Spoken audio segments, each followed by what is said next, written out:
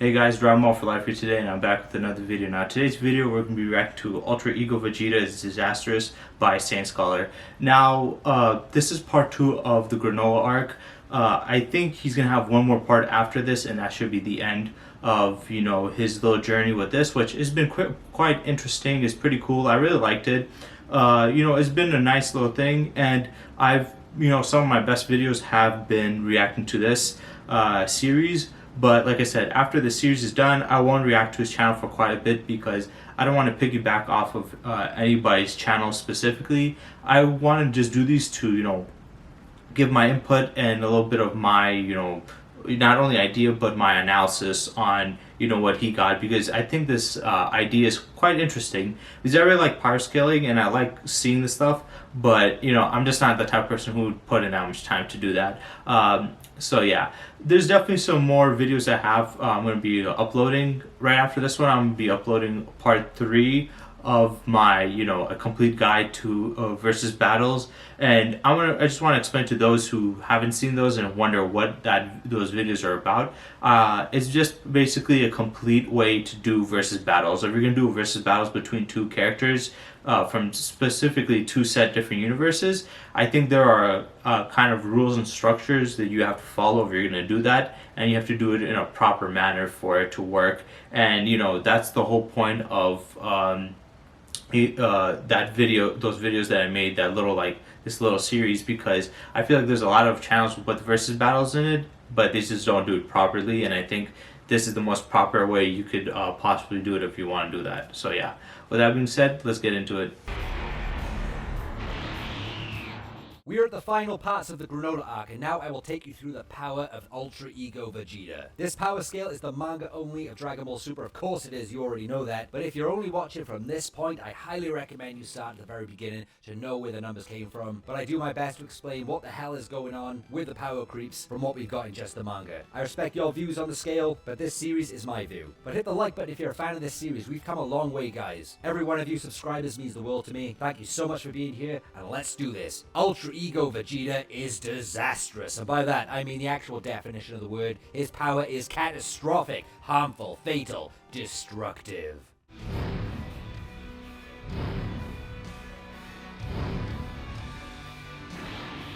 Continuing with the Granola vs Vegeta fight, Granola knocks Vegeta out of Super Saiyan Blue Evolved, to the point Vegeta is laughing like a sadistic freak. He's enjoying the damage and becomes Ultra Ego. Now, Ultra Ego doesn't work like previous forms in Dragon Ball Super. The way Vegeta performed against Granola with Super Saiyan Blue Evolved, Ultra Ego isn't a giant multiplier at all at the start. In fact, that's not what makes it deadly. What makes it deadly is the power boosts whilst Vegeta is in the form, which, as long as he can sustain the damage and remain in Ultra Ego, the power jumps are unlimited, unbounded, so to speak. Pretty much what Beerus and Vegeta said. It really is a double-edged sword. So Ultra Ego is initially not as big of a multiplier as Ultra Instinct. The question is, does Vegeta's base form get stronger through Ultra Ego, or does just the Ego form grow? I have my interpretation of this because of how different it is. Vegeta refers to Ultra Ego as innate power, and that the power is his own. It goes deeper than just base form. It goes deeper than set multipliers. It's ever growing. The more he is damaged, the deeper the power becomes that goes beyond his base form limits. So my interpretation is that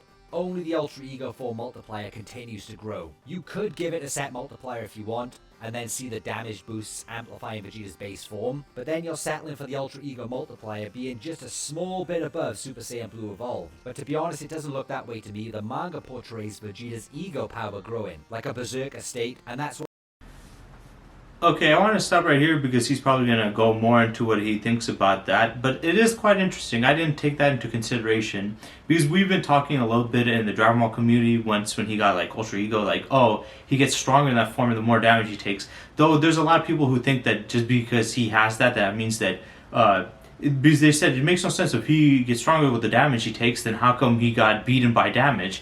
But it's here's the thing, he gets stronger from it, but his body's still getting taxed out by it, and he's taking too much damage. So he can take quite a bit of damage and get stronger from it, but if he takes too much, it will, it will overpower him. So yeah, there still needs to be a balance there, because if that was the case, then that would mean that Vegeta would be unstoppable, because if you keep on beating him up and he just gets stronger and stronger, and he has no limit to how much damage he can take, then he will be infinitely stronger, you know? So it doesn't make much sense. He would have to have some limit. I think the thing about his form is, it does make you a lot stronger, but if you're too reckless like Vegeta was, and it's kind of hard not to be when you're the whole point of it is to be purely about destruction, you can kind of lose sight of, you know, being more defensive in a fight, like protecting yourself or dodging, because you want to take that damage and accumulate that power, but it can be a little bit too much. But yeah, that concept that he's talking about is quite interesting, because nobody ever talks about that. Does he obtain the power that the multipliers that he gets throughout fighting? Does he, you know, absorb that in his base, or only in his ultra ego form? And the reason why that matters is that would mean that, you know, every time he uses the ultra ego form, and once when it goes away, that means his base afterwards would get significantly stronger, thus making his other Super Saiyan transformations a lot stronger. So if he used to go into ultra ego and get beaten up, and even if he depowers and let's say he gets healed up, he would be a lot stronger than when he was before he got into a fight, while he got into there. Or through what he's trying to go by, it's only his transformation. So he goes out, his power stays what it was before, but every time he goes back into his ultra ego form, he keeps that power, or does it reset and go back? So it's kind of confusing right there. I think we need a little bit more of an explanation. Hopefully we do get one. Sadly, the manga, when it comes back, is going to be focusing on Goten and Trunks and throughout the Dragon Ball Superhero time, which I made a video about that.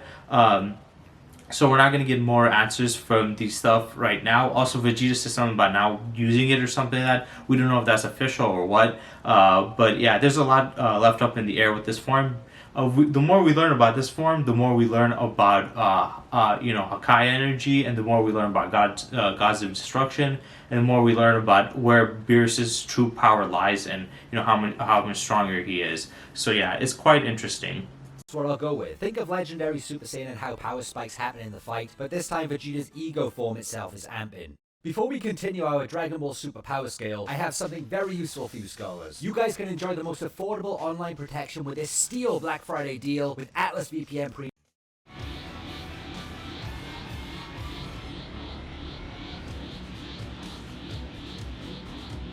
Upon transforming, Vegeta is wrecking Granola in every possible way, to the point Granola can't even detect Ultra Ego Vegeta move. Vegeta then tanks Granola's charge and attack and laughs it off. After the hit, Vegeta then says the damage will make him stronger. Granola calls Vegeta an entirely different person after experiencing this further boost. Vegeta dominates him more so. Vegeta then tanks Granola's Energy Blast. We know Energy Blasts multiply power, so the force of Granola's attack is at least 1.5 times Granola's raw power. Vegeta tanks it, actually showcasing 3 times Granola's raw combat power. Vegeta takes a rapid fire energy burst head on, his ego boosts once again, then Granola has to activate a barrier. Vegeta then smashes through it with raw power. Barrier powers have multipliers, as Piccolo had more raw power than Android 17, then he used a Hell Zone grenade, which is an attack force higher than his raw combat power. For example, a Kamehameha is on average 2.2 times his base, Gallic Gun was 3 times, Special Beam Cannon was 3 to 4, so the Hell Zone grenade and the mass amount of ki used in it from collected energy blasts can easily be a combined 3 times Piccolo's raw combat power, when they all hit at the same time. 17's barrier negated it, and it's officially stated in the Daizenshu to negate something, you have to emit twice the power. So 17's barrier was around 6 times Piccolo's combat power. If we go by that benchmark, because we know how vague Dragon Ball is when it comes to powers, Ultra Ego Vegeta is stronger than Granola's energy barrier, so at least 1.5 times the barrier to bust through it without any resistance when he tried. Ultra Ego is growing very fast in this battle and is currently 7.5 times Granola. So in terms of Ultra Ego amps, we can make a rough estimate for each boost. He's had 3 damage boosts so far, so let's keep it simple and average out the boost each time, because it's impossible to quantify how much damage he received with each boost, but he became roughly 3.75 times stronger through 3 boosts in my scale so far, which when calculated from when he initially fought Granola, it works out to around 1.5 times per boost, which is a tremendous power up in a close battle initially. And a quick reminder, it's just my interpretation, this is not official, but you knew that, right? We're just here for fun.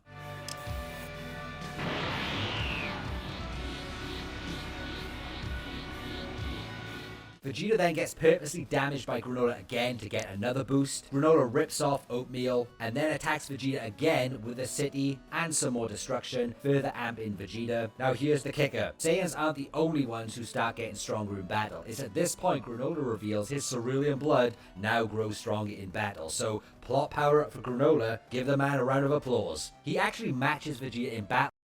Okay, let's talk about two things. One thing I was thinking about, which is quite an interesting idea, but I'll talk about it later. Let's first talk about Granola's power. He stated that plot, I don't think it was a plot. I mean, it was obviously the plot, the storytelling, but he's making it sound like he just randomly got nowhere. He did explain a little bit that he was still trying to understand his power, that when he first, made that wish, he was using a bit of it, and he used a little bit with the clone and stuff, but he didn't fully have a full-on grasp of this new power, which makes sense. I mean, he got an insane jump in power instantly in a short amount of time and in a very unconventional manner. So it makes sense for him to, need his body to adjust to it. Kind of like Goku when he got Super Saiyan God against Beerus. So it makes sense on that front. He did explain that he was learning more. So when he's saying his cerulean blood, meaning his potential power, latent power that he had potentially, his body's realizing it more and more. That's why he went from having that one cerulean red eye to having two of them, because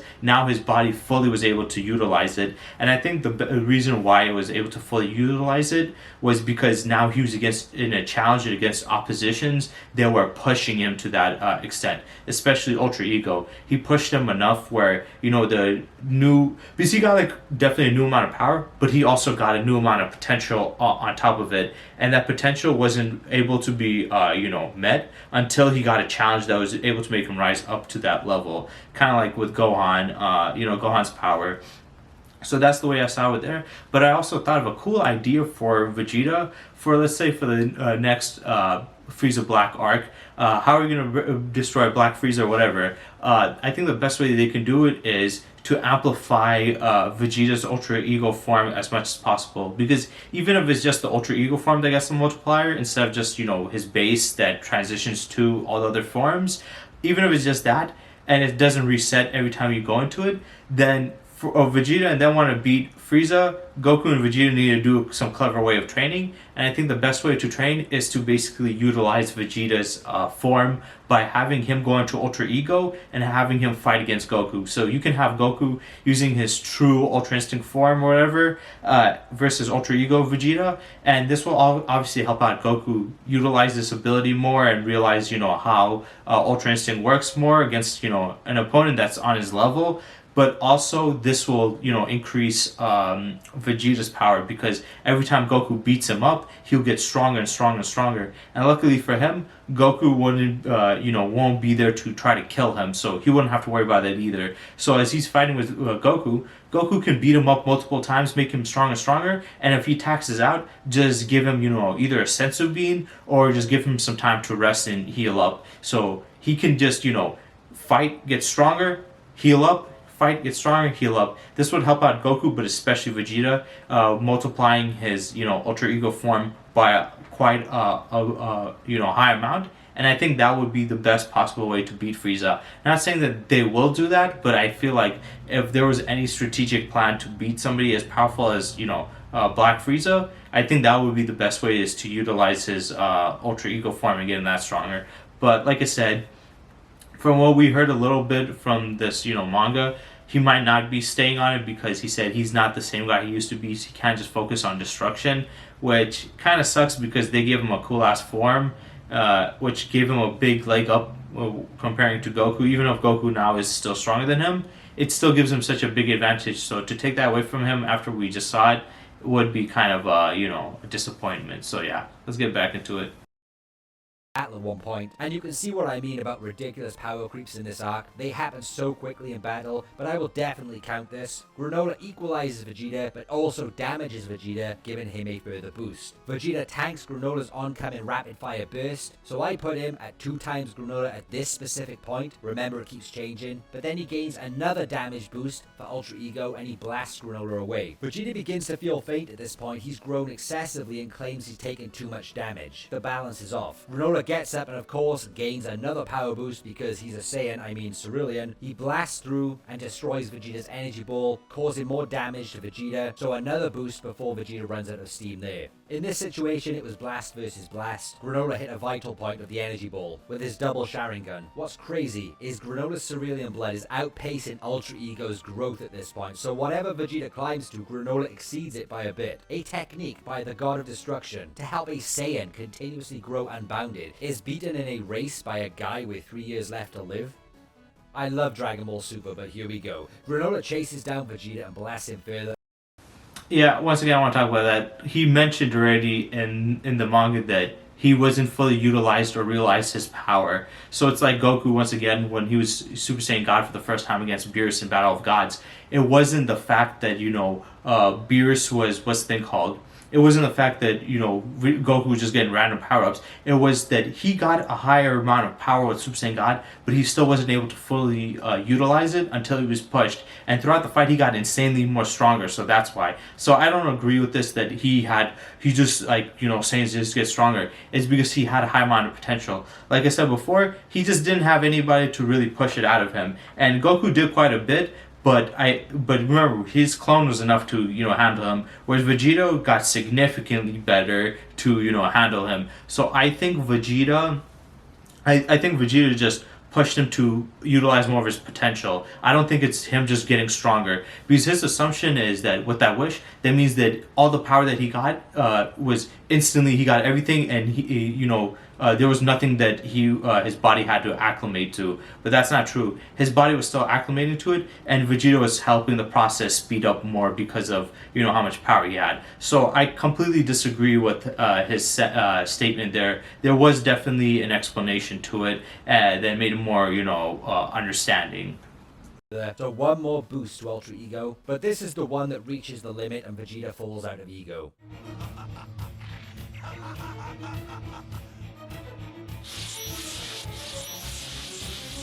Alright, so Goku interferes in this fight. He saves Vegeta and hits Granola away whilst in Super Saiyan Blue. Now again, guard down equals worm food, regardless of power. Remember that golden rule of Dragon Ball Super. Now what you must realize is Granola only goes for Vital Strikes, but Goku can now use his instincts to evade the Vital Strike damage somewhat. This surprises Granola, to which Goku takes advantage of the lowered guard and makes Granola, you guessed it, worm food. To the point Granola takes Super Saiyan Blue's punch on the chin, smiles, and finishes him in one kick. So no, I won't be giving Super Saiyan Blue Goku any massive plot buffs here, because it was portrayed Goku only learned how to cancel out Vital Strikes, not a game of raw power to the finish. But it's not over for Ultra Ego. Vegeta rejoins the fight and battles with sheer raw willpower. His Ultra Ego form activates and starts overwhelming Granola, to the point Granola is worried. So this breather for Vegeta has actually allowed Ultra Ego to reactivate stronger than ever, so it gained a boost during its recovery. Vegeta takes further damage yet again, a smile of Ego to confirm the boost, but Granola also gains the power to once again rival the damaged Ultra Ego boosts. Vegeta gets pinned down and Granola blasts his face off. This is the attack that knocks Vegeta out of Ego, so I will apply one final boost from that damage to Ultra Ego, but Vegeta becomes too wounded to sustain the power and he faints. Vegeta's Ultra Ego has grown 175 times stronger from boosts whilst in the Ego form, to where the multiplier at this point of my power scale reaches the same level as Ultra Instinct Sign, that being 2 quadrillion, and the multiplier is only going to get higher from here. It is truly unbounded. At this rate, the Ultra Ego multiplier can indeed reach the same multiplier as the Silverhaired Ultra Instinct, which is incredible, but at this point in sheer raw power alone, Vegeta has surpassed Goku's Silverhaired Ultra Instinct, thanks to his base form and Ultra Ego damage boosts. Granola says he will summon every bit of power to finish off Vegeta. Granola summons the power to blast Vegeta, but Goku knocks Granola out of the attack, but we don't see the energy disperse, so seeing this, Granola didn't use that power and still has it, although he's very close to his limit, which is explained shortly. But for now, Granola is still extremely strong, but then Gas arrives, the new strongest in the universe. I thought I would get around to Gas, True Ultra Instinct, and Black Frieza much sooner than this, but the Ultra Ego versus Granola battle was intense, with lots going on during the fight. So for now, this is not the end of the Dragon Ball Super Power Scale. Stay tuned for the next, and I promise, final part of the Granola arc. So that was Saiyan Scholar's video, Ultra Ego Vegeta is Disastrous. Great video, though I do disagree with a couple of his points in his video, so yeah, there's that. Also, sorry for the lighting, I know it's kind of shadowy, my face looks weird. Since it's been winter now, or I think fall, I guess still, it's been getting darker and darker, and where I live, it rains quite a bit, so there's always gray clouds, so it's going to be having trouble with lighting. I'll try to order a ring light in, maybe in the future, so in my future videos, there shouldn't be too much of a problem, but I'm gonna be ordering it right after this video, to be honest. But yeah, this one was quite interesting. I can't wait to check out his next one. Like I said, I was assuming that was gonna be his last one, so that one's gonna be considerably big because from what I remember, the gas fight was quite long. It was a quite long fight. It wasn't a short fight, to be honest. So there was quite a bit of stuff back and forth. So the power scaling is going to go astronomically high with that one. I'm pretty sure. And he's going to put in the Goku Black Frieza thing, which we don't know much about Black Frieza. All we know is that he was able to body, the end of that arc of Vegeta and Goku, who have gotten probably insanely stronger, and he one-shot them. We just don't know the full length to his power. How much stronger he got within the 10 years. I want to see also, when he does do that video, I want to see him do a comparison to how much stronger Frieza got from, the Tournament of Power to this point, at least from what we were shown. But yeah, I thought it was quite an interesting concept. I really like Ultra Ego. I think it's a really cool form. Hopefully he does come back. Hopefully he does stick around. And Vegeta finds a way around, the whole, problem that he mentioned. And, he's able to utilize it fully and realize that it can work with him. So yeah, it's quite an interesting video. It's pretty cool. So I hope you guys enjoyed, and stay tuned for next time.